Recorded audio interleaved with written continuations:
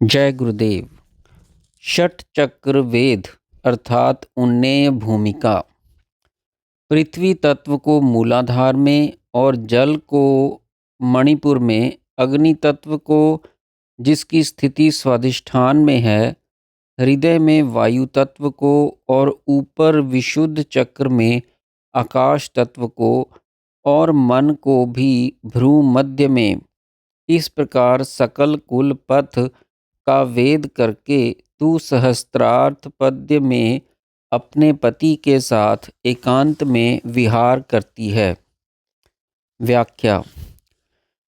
षट चक्र निरूपण शिव संहिता और अन्य ग्रंथों में बिना मतभेद षट चक्रों का क्रम इस प्रकार देखने में आता है कि गुदा के पास पृथ्वी तत्व का मूलाधार चक्र है, उपस्थ के निकट जल तत्व का स्वादिष्ठान चक्र, नाभि के पास अग्नि तत्व का मणिपुर चक्र, हृदय के पास वायु तत्व का अनाहत चक्र, कंठ में आकाश तत्व का विशुद्ध चक्र और भ्रू मध्य के पास मनः चक्र को है, जिसको आज्ञा चक्र कहते हैं।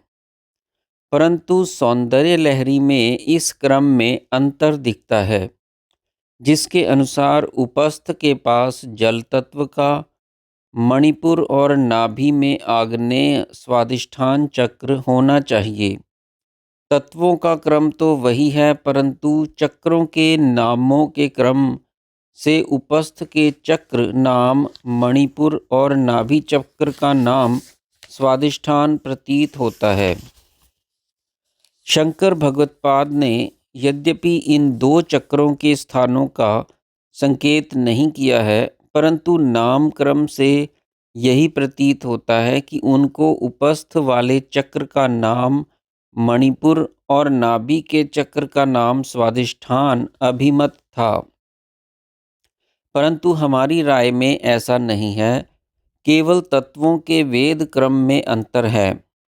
समयाचार के मतानुसार उपस्थ वाले चक्र का वेद करना उचित नहीं समझा गया, क्योंकि इस चक्र का वेद से काम वासना की वृद्धि होकर बज्रौली इत्यादि क्रियाओं द्वारा उधर्व रेता होने की सिद्धि प्राप्त की जाती है, जो कौलाचार को अभीष्ट है, समयाचार को नहीं। इसलिए यहाँ समयाचार के अनुसार वेद क्रम दिया गया है। इस प्रकार है कि मूलाधार के वेद द्वारा पृथ्वी तत्व का और साथ ही वहीं जल तत्व का भी वेद किया जाना चाहिए। अपि शब्द का क के साथ प्रयोग इस बात की ओर संकेत करता है, नहीं तो अपि शब्द वृथा सा दिखता है। फिर स्वादिष्ठान को छोड़कर नाभि वाले मणिपुर में अग्नि का वेद किया जाता है, परंतु अग्नि तत्व की स्थिति योनि स्थान में होने के कारण स्वादिष्ठान में दिखाई गई है, अर्थात स्वादिष्ठान चक्र में नीचे अग्नि ऊपर जल दोनों का संधि स्थान है। क्योंकि योनि स्थान मूलाधार और स्वादिष्ठान के मध्य भाग में स्थित है, इसलिए अग्नि के प्रदीप्त होने पर मूलाधारस्थ पृथ्वी और स्वादिष्ठानस्थ जल दोनों का वेद मूलाधार के वेद के साथ हो जाएगा। हमारे इस मत को हंसोपनिषद से पुष्टि मिलती है। वहाँ गुदा चक्र से वायु का उत्थान करके मणिपुर चक्र में ले जाने का विधान किया गया है। बीच में स्वादिष्ठान चक्र का वेद न करके उसकी 3 बार प्रदक्षिणा करने की आज्ञा है। गुदा द्वार को रोककर आधार चक्र से वायु को उठाकर स्वादिष्ठान की 3 बार परिक्रमा करके मणिपुर में जाकर अनाहत चक्र का अतिक्रमण करके विशुद्ध चक्र में प्राणों का निरोध करें और आज्ञा चक्र में ध्यान करता हुआ फिर ब्रह्मरंध्र का ध्यान करता हुआ मैं 3 मात्रा सुयुक्त ओम हूम सदा ऐसा ध्यान करें। अर्थात मैं जागृत अवस्था में वैश्वनार आकार, स्वप्न अवस्था में तेजस ऊकार और सुषुप्ति में प्राज्ञ मकार हूँ। इस प्रकार सदा ध्यान करता हुआ शुद्ध स्फटिक सदृश नाद का आधार चक्र से ब्रह्मरंध्र पर्यंत ध्यान करना चाहिए। बिंदु और बीज के योग से नाद की उत्पत्ति होती है। स्थूल रूप में बिंदु शुक्र है और बीज रज है। उधर्व रेता होने पर दोनों का समवाय अर्थात कुंडलिनी का जागरण नाद कहलाता है। समयाचार की विधि भावना प्रधान होती है और भावना युक्त साधन द्वारा ही सिद्धि प्राप्ति की जाती है। कौलाचार में जो ऊर्ध्व रेतस की सिद्धि स्वाधिष्ठान चक्र के वेद द्वारा की जाती है, उसे समयाचार वाला आज्ञा चक्र में मन का वेद करके करता है। हंसोपनिषद के उपरोक्त क्रम अनुसार स्वादिष्ठान चक्र की 3 बार प्रदक्षिणा करके ऊपर उठ जाने के साधन में स्वादिष्ठान चक्र के वेद का निषेध किया गया है। उसकी 3 बार प्रदक्षिणा करनी चाहिए, क्योंकि यहाँ शक्ति की पीठ है।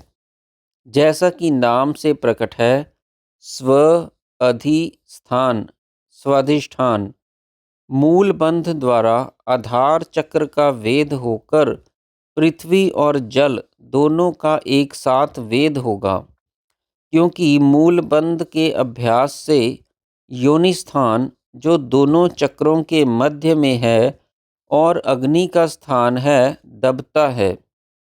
योनि स्थान पर दबाव पड़ने से अग्नि प्रदीप्त होकर पृथ्वी और जल दोनों का वेद एक साथ कर देती है। अग्नि तत्व का वेद मणिपुर अर्थात नाभि चक्र में होता है और वहाँ वह विद्युत का रूप धारण कर लेती है। जैसे ग्रीष्म ऋतु में जल का वेद होकर वर्षा ऋतु में मेघों में विद्युत प्रकट हुआ करती है। योनि स्थान में प्रदीप्त अग्नि नीचे मूलाधार में पृथ्वी तत्व को तपाता है और ऊपर स्वादिष्ठान में जल को। जल वाष्प बनकर मणिपुर में मेघवत आच्छादित हो जाता है और वहाँ अग्नि का वेद होकर वह विद्युत का रूप धारण कर लेती है। ग्रीष्म ऋतु में गर्मी से पृथ्वी तप्त होकर जल सूखने लगता है। यह जल वेद है।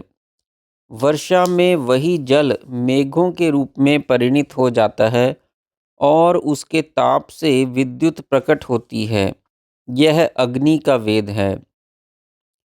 चक्रों का स्थान मेरुदंड के भीतर नीचे से मस्तिष्क तक उठने वाली सुषुम्ना नाड़ी में है।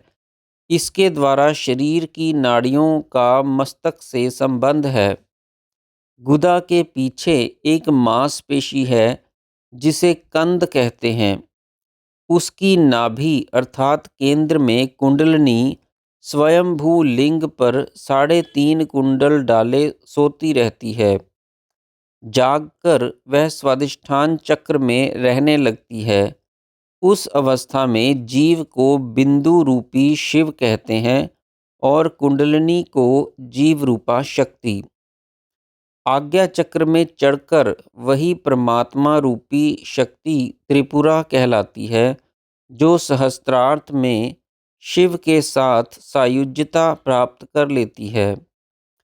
षट चक्र वेद के पूर्व शक्ति का रूप जीवात्मिका समझना चाहिए। जीवात्मिका का स्थान स्वादिष्ठान और शिवात्मिका का स्थान विशुद्ध चक्र है। मूलाधार और स्वादिष्ठान को अग्निखंड, मणिपुर और अनाहत को सूर्यखंड और विशुद्ध एवं आज्ञा चक्र को चंद्रखंड कहते हैं। योनिस्थान अग्नि की अनाहत सूर्य की और आज्ञा चंद्र की पीठ कहलाती है। अग्निखंड में रुद्र ग्रंथि, सूर्य खंड में विष्णु ग्रंथि और सोम खंड में ब्रह्म ग्रंथि है। अंतरिक्ष में उठकर अग्नि विद्युत रूप हो जाती है, जो अपनी अंतर आत्मा है। आकाश में स्थित सूर्य रूप है। यह नाभि मंडल, मणिपुर और अनाहत में आश्रित है।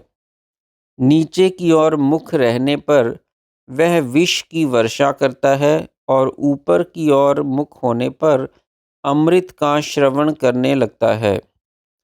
तालु के मूल स्थान आज्ञा पर चंद्रमा का स्थान है।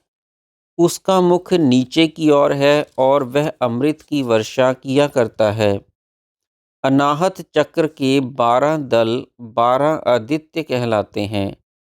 ऊर्ध्वमुख सूर्य और अधोमुख चंद्र के बीच में विशुद्ध चक्र के 16 दल चंद्रमा की 16 कलाओं के सदृश चमकने लगते हैं। कुंडलिनी शक्ति जागकर जब सूर्यमंडल से ऊपर चढ़ती है, तब सूर्य को ऊर्ध्वमुख कर देती है। फिर कुंडलिनी शक्ति उससे भी ऊपर जाकर चंद्रमंडल का वेद करती हुई सहस्त्रार्थ में उठती है। तब चंद्रमा भी अमृत की वर्षा करने लगता है और सारे देह की नाड़ियाँ उस अमृत से भर जाती हैं एवं योगी का शरीर दिव्य बन जाता है। जय गुरुदेव।